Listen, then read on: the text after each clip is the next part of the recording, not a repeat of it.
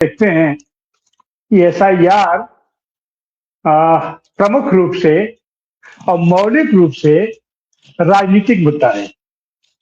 राजनीतिक मुद्दे पर राजनीतिक दल संघर्ष करते हैं, राजनीतिक कार्यकर्ता संघर्ष करते हैं, राजनीतिक नेता अपना संघर्ष करता है।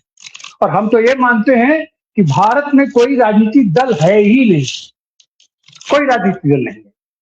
अगर जो इनका संविधान है या जो हमारे चुनाव आयोग का विधान है उस पैमाने पर अगर कस दिया जाए तो भारत में सारे राजनीतिक दलों की मान्यता खत्म हो जाएगी, भारतीय जनता पार्टी की भी मान्यता खत्म हो जाएगी। तो राजनीतिक दल नहीं है, ये गैंग और गिरोह बन के रह गए हैं। तो गैंग और गिरोह के काम करने का तरीका जो होता है वो ये लोग कर रहे हैं। गैंग गिरोह हमेशा डरा रहता है, आक्रांत रहता है, भयभीत रहता है। राजनीतिक दल, राजनीतिक नेता डरता नहीं है, राजनीतिक नेता संघर्ष करता है, राजनीतिक दल संघर्ष करते हैं। और गैंग कभी भी संघर्ष नहीं करता है। गैंग कोशिश करता है कि हम लोग मिल बांट के खाएं। तो वही स्थिति हो गई है और ये चीज तो सामने सामने दिखाई पड़ रही है। अगर हम बिहार को ही देखें तो बिहार में तड़काइयां, भड़काइयां, चमकाइयां, क्या क्या हुआ, लेकिन हुआ क्या अंततः ये हुआ कि सब लोग सरेंडर बोल गए, कहीं कोई कुछ नहीं है। और सबको ये डर है, सब जानते हैं, अपनी कमियां सब जानते हैं। और ईमानदारी के साथ भारतीय जनता पार्टी जिस तरीके से काम कर रही है और हमारी ये सरकार जिस तरीके से काम कर रही है कि वो अगर जांच करा देगी तो अपने ऊपर तो एक्शन नहीं लेगी, अपना जो जैसे होगा और सारे राजनीतिक दलों की मान्यता खत्म हो जाएगी। फिर उस समय क्या होगा? तो ये लोग सब के सब अपनी लवोटी बचाने के चक्कर में पड़े हुए हैं। ये नहीं, ये अगर राजनीतिक होते तो राजनीतिक तरीके से, जनतांत्रिक तरीके से अपने यहाँ चुनाव करवाते, अपने यहाँ शिक्षक प्रशिक्षण कराते, अपने यहाँ संगठन बनाते। लेकिन यहाँ क्या था, अपना चले जाइए सेंट्रल ऑफिस में, वहां से रुपका लिख के चला जाता, फलाना अध्यक्ष हो गया, फलाना हमारा संगठन हो गया। और आज की तारीख में भारतीय जनता पार्टी में भी क्या हुआ है? अगर उसके विधान के रूप से देखा जाए तो भारतीय जनता पार्टी की मान्यता समाप्त हो जानी चाहिए। और इतने वो प्रतीक्षा के बाद वहां ये राष्ट्रीय अध्यक्ष का ये कार्यकाल खत्म है, वहां पर ये स्वतः संज्ञान में उसकी मान्यता समाप्त हो जानी चाहिए। और इतने प्रतीक्षा के बाद जो लाया भी गया तो कैसे लाया गया? नहीं, पूरा देश उसको देख रहा है कि अपना एक रात उनके इल्हाम हो गया, अपना बिहार से एक विधायक पकड़ करके अपना उसको राष्ट्रीय अध्यक्ष बना दिए। तो संकट यहाँ फंसा हुआ है। अब संकट ये फंसा है कि इस राजनीतिक मुद्दे पर सही माने में तो राजनीतिक पुरुष हमारा नागरिक होता है। अब नागरिक अपने अधिकारों की रक्षा कैसे करे? नागरिक हमारा कितनी राजनीतिक चेतना के साथ इसमें संघर्ष कर सकता है। और अगर विकल्प भी बनाना है तो अगर नागरिक को ही सोचना पड़ेगा कि हम कौन सा विकल्प बनावे, कैसे विकल्प बनावे, कौन सा नेता चुने, कौन सा संगठन चुने। प्रक्रिया लंबी है, लेकिन निश्चित रूप से हमारे यहाँ जड़ें जनतंत्र की बहुत ही चुकी मजबूत है। इसलिए हो सकता है कि इसी में से गर्द वाकई गंगा का पानी बहुत अपना है वो लेकर के सब अपना गर्द लेकर के पाता है। तो गंगा के पानी में ये जितने अपवित्र हैं, जितनी गंदगियां हैं, राजनीतिक गंदगी है, सामाजिक गंदगी है, आर्थिक गंदगी है, ये सब गंगा माँ ढोते ढोते तो एकदम से मैली हो गई है। लेकिन फिर भी अब हम उनसे उम्मीद करते हैं कि हमारी अब गंगा माँ ही इसकी सफाई करेगी और इसकी सफाई कर पाएंगी। जी सर। मैं तो ताराराव जी आपके पास आता हूँ। मतलब राजनीतिक दल नहीं करेंगे, गंगा माँ करेगी, ये तो मेरे समझ के बाहर की चीज है। लेकिन ताराराव जी आप कैसे देखते हैं कि पॉलिटिकल पार्टीज जो हैं डरी हुई हैं इसलिए कुछ नहीं कर रही हैं? ये आपका विश्लेषण है या ये उनको लगता है कि इसे करने का, आंदोलन करने का कोई उपयोग नहीं है? क्योंकि प्रतीक एक अगर नहीं पार्टी के एजेंडे में होता तो फिर वोटर अधिकार यात्रा करने की कोई जरूरत नहीं थी। वोटर अधिकार यात्रा की गई, पूरी ताकत से की गई, क्योंकि मैंने उसको देखा है इसलिए मैं कह सकता हूँ, राय साहब उसको बता सकते हैं। और उसका जो जनता ने रिस्पॉन्स दिया वो अभूतपूर्व रिस्पॉन्स था। जब एसआईआर आया और उसके खिलाफ में जब बंद आया तो उसका अभूतपूर्व रिस्पॉन्स था। तो ऐसा नहीं है कि पार्टियों को रिस्पॉन्स नहीं है या पार्टियों को साथ नहीं है, या ऐसा भी नहीं है कि ये खत्म हो गया सब कुछ। भाई आज जो वोट मिला है वो आरजेडी को कोई कम वोट नहीं मिला है, ये तो बात एकदम साफ है ना। तो मेरा कहने का मतलब ये है कि पॉलिटिकल पार्टीज का इस मुद्दे को एक प्राइम मुद्दा बना करके काम ना करना, उसका आप कैसे विश्लेषण करते हैं? और दूसरा, जो बात आपने पहले चरण में कही थी, लोकतंत्र को बचाने का सवाल, तो अभी तो हमने, जब मैंने शुरू किया कार्यक्रम, तो मैंने दो बातों का बताया, अरावली का बताया और कुलदीप सेंगर की जमानत रद्द होने का बताया। लेकिन उसके साथ में ये भी है कि इसी सरकार ने एक बाकायदा एसओपी लेके आ गया है हर जन आंदोलन की। वो पूरी लिस्टिंग करा रहे हैं, कौन नेता है, कितने लोगों को जोड़ने की इसकी कैपेसिटी है, इसकी फंडिंग कहां से आती है, कौन कौन से लोग इसको सपोर्ट करते हैं, ये सब जो है, इस सब की निगरानी की जाएगी। फॉर्मली आदेश जारी हो गए हैं। मतलब सरकार को ये दिख रहा है कि कुछ हो सकती है बड़ी प्रतिक्रिया, इसलिए सरकार भी दमन की तैयारी कर रही है। आप क्या कहेंगे? पहली बात यह है कि हमें जो हमें दिख रहा है कि पॉलिटिकल पार्टीज अभी के लिए उनकी जो कैपेसिटी है वो सिर्फ एक टैक्टिकल लेवल पे है, स्ट्रेटेजिक नहीं है। वो सिर्फ टैक्टिक्स के मतलब, हाँ एक रिपोर्ट निकाला यहाँ का, वो ये इंफॉर्मेशन जो बाहर निकलता है ना, ताकि हम एक्ट करें।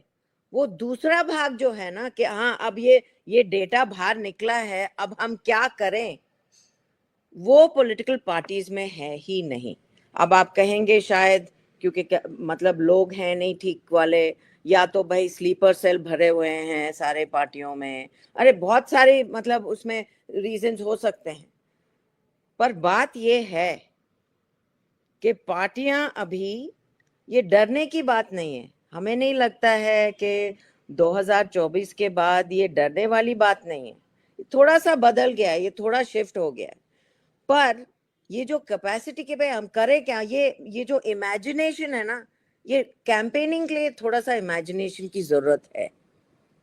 नहीं तो आप उसको प्रोजेक्ट करके भाई हमें यहां से वहां जाना है, और इसमें काफी रास्ते हैं, और ये 2-4 रास्तों को भी बनाना है। ये जो है, ये प्रक्रिया, ये शायद दिख नहीं रहा है कि ये जानते हैं। और ये बहुत अफसोस की बात है, क्योंकि इस देश की हमें जो स्वतंत्रता मिली, ये उस काबिलियत पे मिली थी।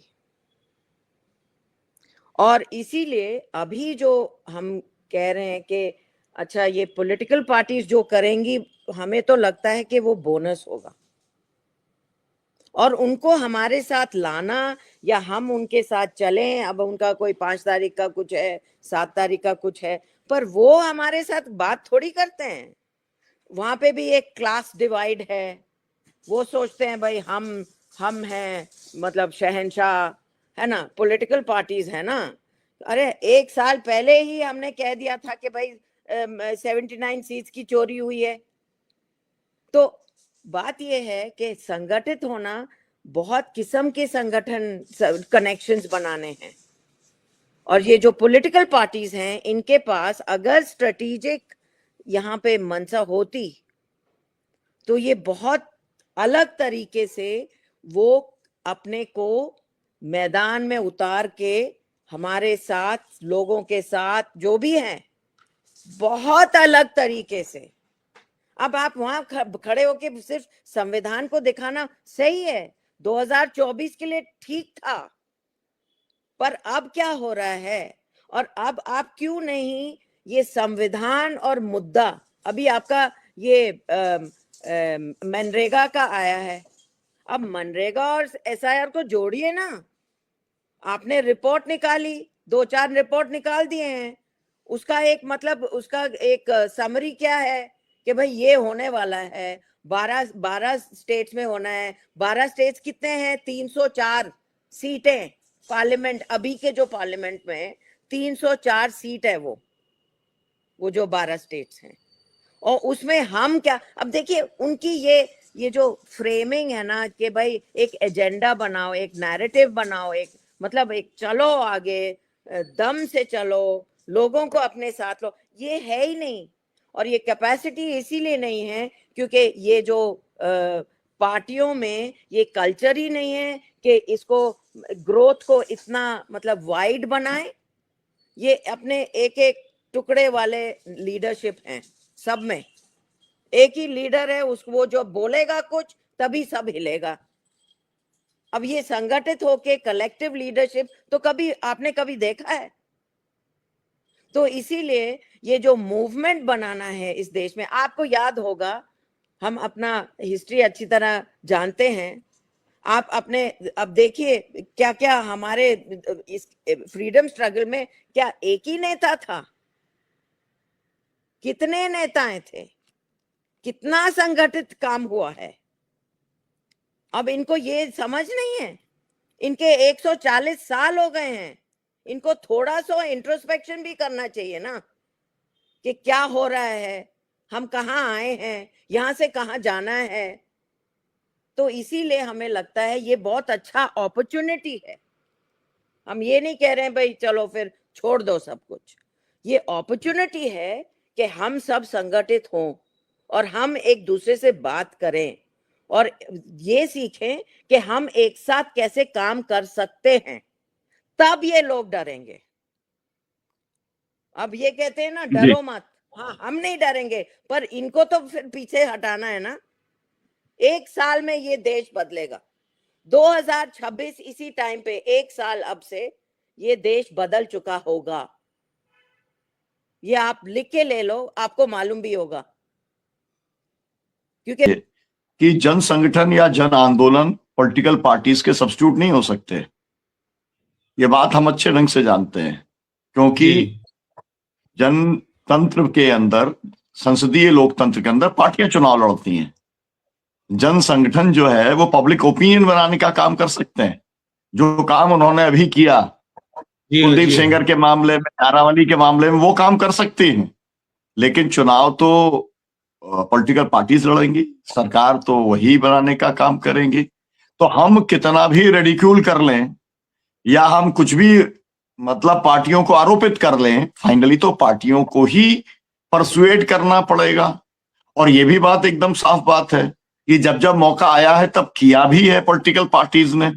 आफ्टर ऑल आप मुझे बताइए अपना, आपको तो आप बिहार से आते हैं, जेपी आंदोलन का आप सोचिए, जब छात्रों ने आंदोलन चलाया था और जब वो छात्रों ने कहा जेपी से जाकर के कि आप इसकी लीडरशिप संभालिए, उसके बाद में जो देश के अंदर वातावरण बना, उसके बाद में 3 पार्टियों ने, 4 पार्टियों ने अपना वजूद खत्म कर दिया।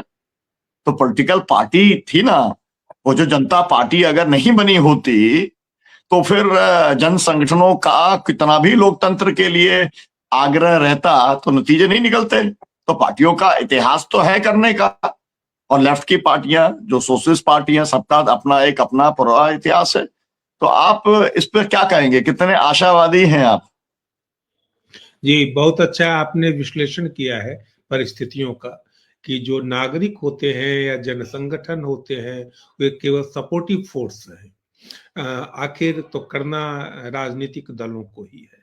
मुझे लगता है हमेशा इधर हाल के दिनों में लगने लगा है कि जो राजनीतिक दल हैं, जो अभी विपक्ष के जो राजनीतिक दल हैं, केंद्रीय सत्ता में जो के साथ जो नहीं है, कि उनको अपने राजनीतिक तरीके को बदलने की जरूरत है।